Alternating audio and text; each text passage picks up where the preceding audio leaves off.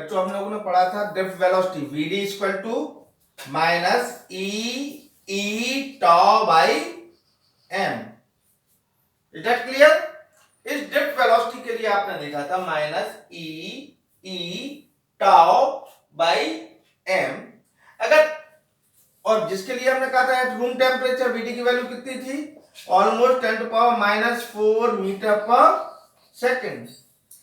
अब कहीं ना कहीं पे आपके दिमाग में कंफ्यूजन आता है कि जब हम कांस्टेंट टर्म्स दे रहे हैं यानी बाकी चीजों से ये ऑलमोस्ट इंडिपेंडेंट है। तो बात सही है, बिकॉज हमने बोला था, कल भी बताया था कि ई और टॉ इन दोनों में डिफरेंसेस क्या है। अगर ई चेंज होगा तो टॉ चेंज होगा। टॉ जनरली ये डिपेंड करेगा किस चीज पर? टेम्परेचर। सो बात यहां पर देखी गई कि ड्रिफ्ट वेलोसिटी किस पर डिपेंड करती है। तो drift velocity depends on potential difference and temperature, या जनरली हम कहें तो drift velocity will only depends on temperature. लेकिन अगर हम मैथमेटिकली बात करें तो ड्रिफ्ट वेलोसिटी की डिपेंडेंसी ई पर होगी और टॉ की डिपेंडेंसी टेम्परेचर यानी ई मींस वी और एल। ठीक है ना? तो मैथमेटिकली हम कह सकते हैं कि it depends on v, it depends on tau और कहीं कहीं पर ये भी बोला it depends on n। Clear? अब हम चला नेक्स्ट पोर्शन पर देखते हैं। ये नोट कर लेना vd इक्वल टू कितना है? Minus e tau by m. अब relation between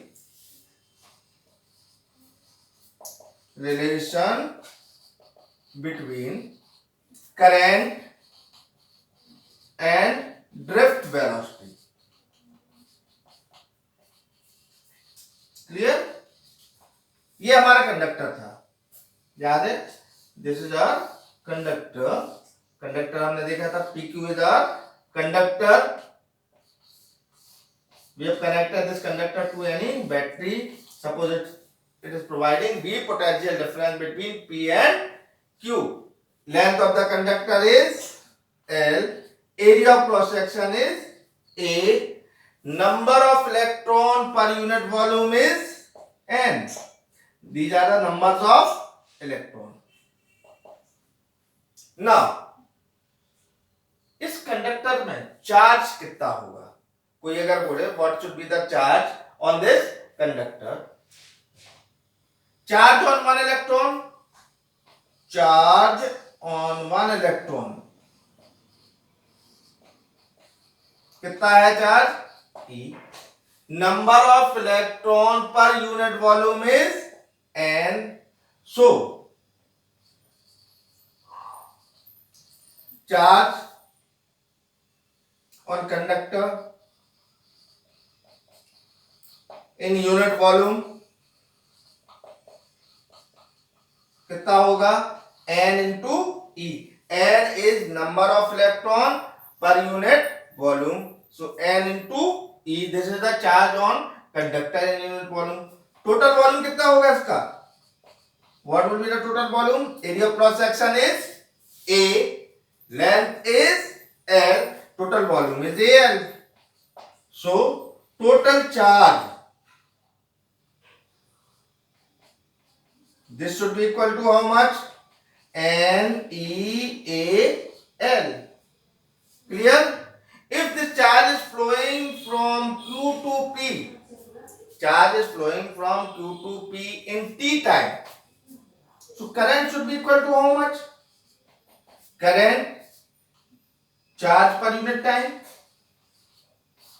This is our current. Now this charge is flowing in, suppose this is the total charge in the conductor. If this charge is flowing from one end to another end in T time, so what should be the current? NEAL by T. L should be the length of the conductor. T is time taken by charge to move from P to Q. अब कौन से देखो जरा, NEA L by T. L is the length, or you can say the distance covered by the charge in how much time? T. So L by T should be the velocity. अब charge किस velocity से move करता है? Normal velocity तो नहीं है। Charge के motion की जो वेलोसिटी होगी L is distance and T is time, तो obviously this is the velocity of the charge. तो किस वेलोसिटी से चार्ज मूव करता है? वो वेलोसिटी होती थी हमारी drift velocity. So current should be equal to, current means I, N E A, and L by T is our drift velocity. So I is equal to N E A V T. This is our drift velocity. So I should be equal to N E A V T. This is the relation between current and drift velocity.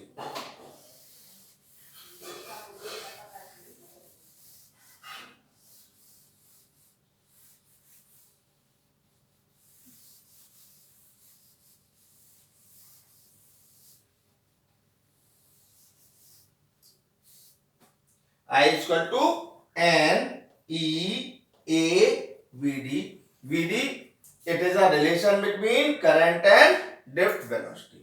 अब इसको हम आगे increase करते हैं, आगे इसको extend करते हैं। क्या है आपके पास? I is equal to N E A V D. Clear? अगर हम एक को डिवाइड कर दें तो I upon A equal to क्या हो जाएगा? N E V D। Current per unit area, current per unit area that is equal to N E V D। Current per unit area is known as current density. याद रखो, current is a scalar quantity but current density is vector quantity. इसको हम किससे denote करते हैं? J से denote करते हैं। तो N E V D, तो J should be equal to N E V D। तो अगर current density, this is the relation between current density and drift velocity, J that is equal to N E V D। तो आगे अभी हम इसको कहीं ना कहीं पर यूज करेंगे। कई बार ये रिलेशन पूछा जाता है कि J और इसमें क्या रिलेशन है।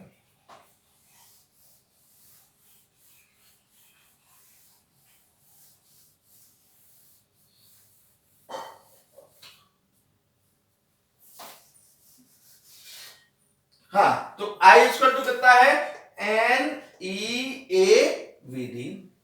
अब आपने यहां पर देखा है कि V D इक्वल टू कितना था? Minus E tau by M। So I should be equal to how much? N E A, और V D की वैल्यू प्लेस कर दो, minus E tau by M। This is I। Clear? So I should be equal to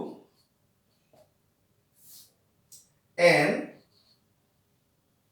into E square A tau by M into E. E is equal to, suppose minus V by length of the conductor कितना है? L. E is equal to minus V by L। तो हम क्या लिखेंगे यहां पर? I is equal to minus N E square A tau by M, और E को लिए हम क्या लिख देंगे? Minus V by L। Clear हुआ? I इक्वल टू था N E A V D। V D को हमने पहले एक्सप्रेशन ड्राइव किया हुआ था, इसकी वैल्यू प्लेस की। Intensity equal to potential gradient, तो ऑब्वियसली नेगेटिव साइन के साथ ही हमने इंक्लूड किया। तो क्या बन गया हमारे सामने? I should be equal to how much? Minus N E square A tau, ये प्लस में कन्वर्ट हो जाएगा, अपॉन ML इंटू V। ये हुआ N E square A tau ML into V। थोड़ा सा इसको हम चेंज कर दें। N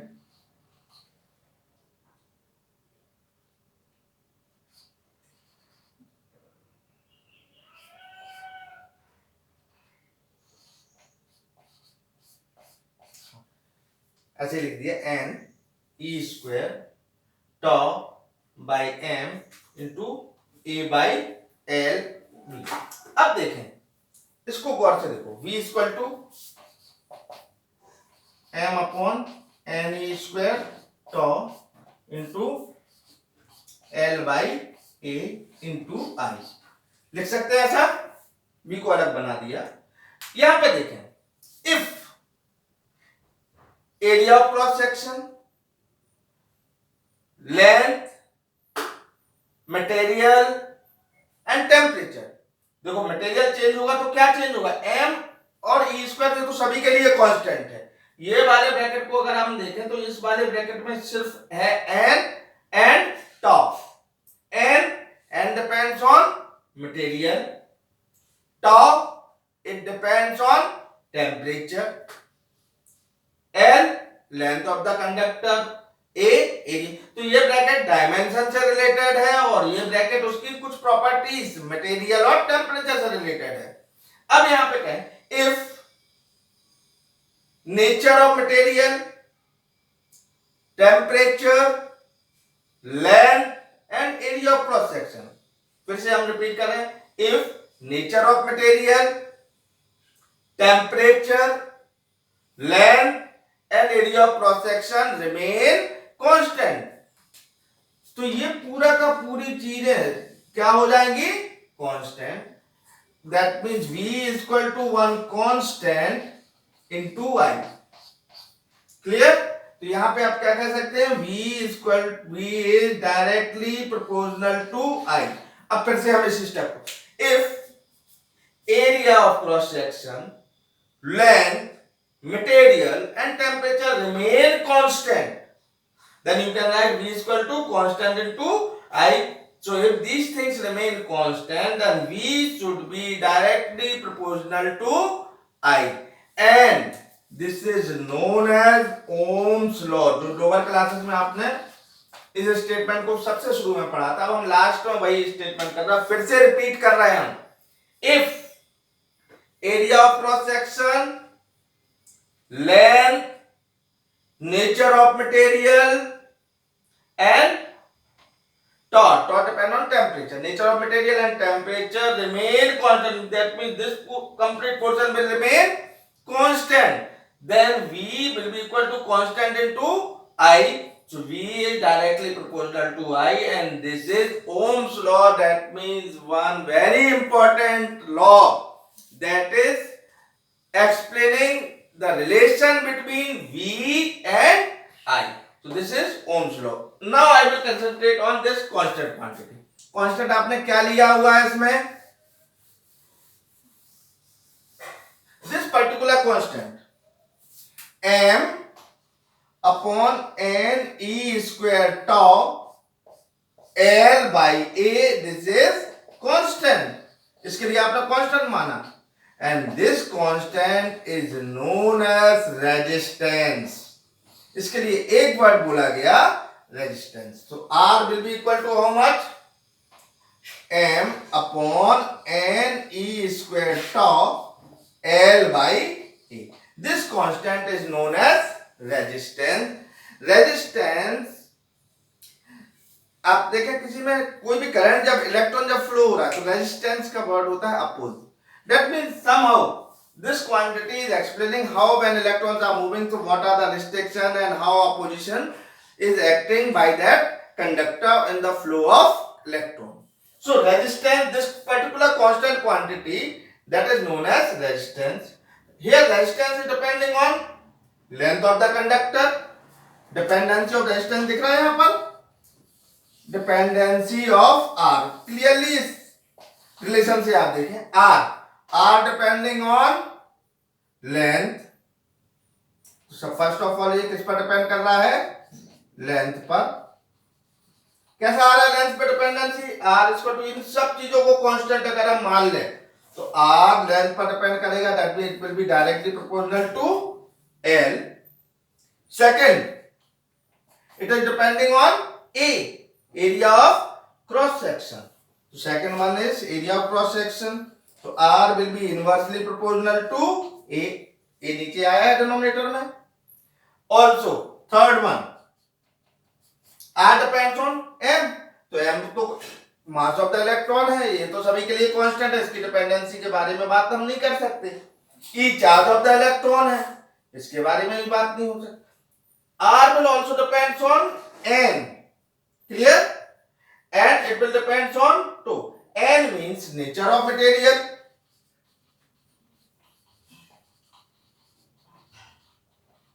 and fourth one tau, tau means temperature, temperature relaxation time किस पर डिपेंड करता है, टेम्परेचर पर।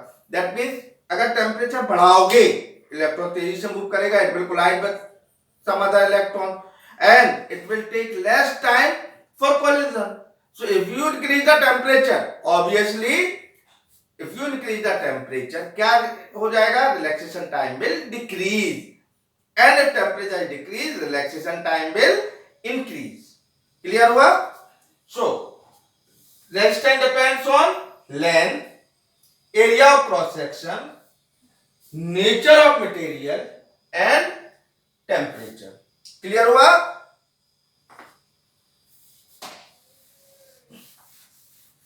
Think about this bracket. R is equal to m upon n e square tau L by A. L and A, these are dimension dependency. कोई भी conductor है, उसकी length, area of cross section, these are the dimension of the conductor. इस bracket में देखें, this is nature dependency. m upon n e square tau. m upon n e square tau. ये bracket किस किस पर depend कर रहा है, this depends on nature of material and relaxation time. m upon n e square tau depends on nature of material and relaxation time. This is known as resistivity. So m resistivity rho is equal to m upon n e square tau. So resistivity इस particular bracket के लिए हमने बोला गया resistivity. तो resistivity depends on nature of material and relaxation time. Relaxation time means temperature. इस पर सिर्फ दो ही डिपेंडेंसी है, नेचर एंड टेम्परेचर. इसमें कहीं पर नहीं आया आपका लेंथ, नहीं आया एरिया ऑफ क्रॉस सेक्शन. तो रेजिस्टेंस और रेजिस्टिविटी में डिफरेंस देखें.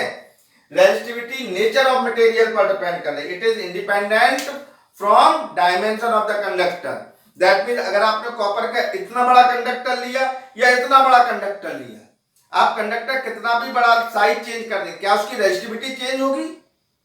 बिल्कुल भी चेंज नहीं होगी, क्योंकि resistivity only depends on nature. ये कॉपर का छोटा सा पीस है और कॉपर का बड़ा वाला पीस है, उससे कोई अंतर नहीं पड़ता रेजिस्टिविटी पे. तो रो इक्वल टू कितना होगा, m upon n e square tau. एक जनरल क्वेश्चन आता है आपके लिए, on the basis of write the expression for, CBSE question है, write the expression for resistivity, write the expression for resistivity in terms of number of electron per unit volume and relaxation time. Question मैं repeat कर रहा हूं, write the expression for resistivity. Expression लिखना, that means you have to write the formula only.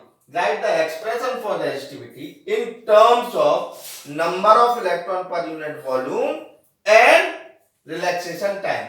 तो ये है आपका तो रो इक्वल टू कितना है, m upon n e square. तो ये वाला एक्सप्रेशन लिखेंगे. And on the basis of this expression differentiate on the basis of this expression how resistivity of semiconductor and conductor changes with increase in temperature. Question मैं फिर से repeat कर रहा हूं, नोट्स में मैं आपको दे दूंगा question. Write the expression for resistivity in terms of number of electron per unit volume and relaxation time. That means you have to write the expression, and on the basis of this expression explain how conductivity of semiconductor and metals or maybe conductor changes with increase in temperature. तो देखो, अगर temperature increase होता है, यहां पर देखें, if temperature increases, temperature तो आपने इंक्रीज किया, तो इसके इंक्रीज होने से क्या होगा? इफ टेम्परेचर इंक्रीजेस, तो कंडक्टर्स में नंबर ऑफ इलेक्ट्रॉन एन पर कोई अंतर नहीं पड़ेगा, because metals have infinite number of free electron. ठीक है ना? तो with increase in temperature relaxation time will decrease, and if relaxation time will decrease, so resistivity will increase. Is that clear? So for conductor with increase in temperature, as relaxation time will decrease, so resistivity will increase. But for semiconductor have only few electrons. बहुत ज्यादा electrons नहीं होते semiconductor, number of electron. So with increase in temperature, more covalent bond is break. And आप अंग्रेजी units में पढ़ेंगे, उसमें semiconductors में there are some type of bonds, valence bond and conduction band. तो यहां पर हम देखते हैं with increase in temperature number of electron increases, n increases. As n increases, relaxation time पर कोई बहुत अधिक अंतर नहीं होता इसमें. So with increase in temperature number of electron पर unit volume increases in case of semiconductor. As n increases, so rho will decrease, resistivity will decrease. So in case of semiconductor, with increase in temperature, resistivity will decrease, so conductivity will increase. Whereas for conductor, resistivity will decrease, resistivity will increase, so conductivity will decrease. This is the case of resistivity. तो यहां पर अभी हमने क्या देखा है इसमें अभी तक?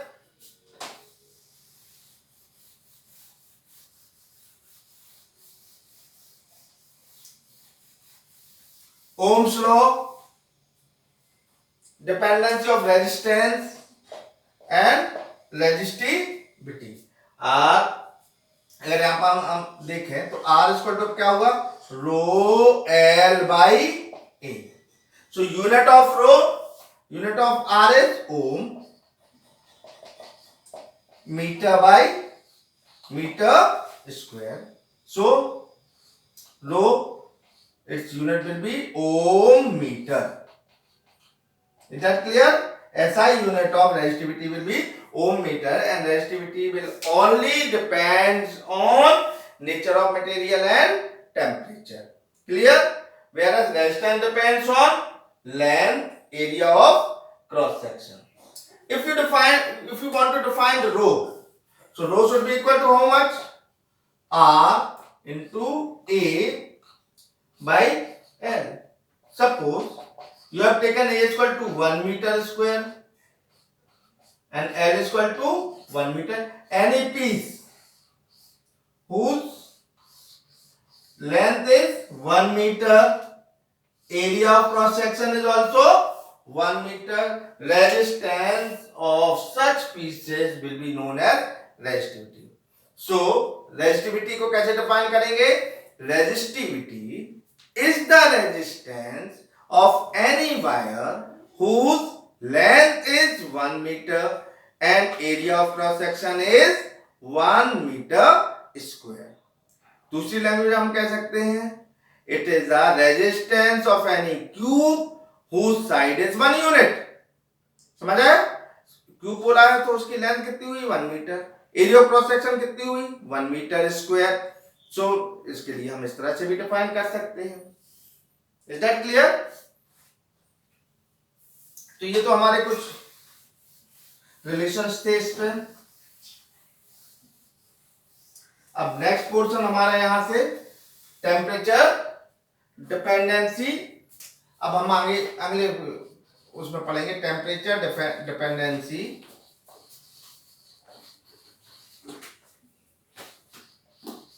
Of resistance. Is that clear? Temperature dependency of resistance.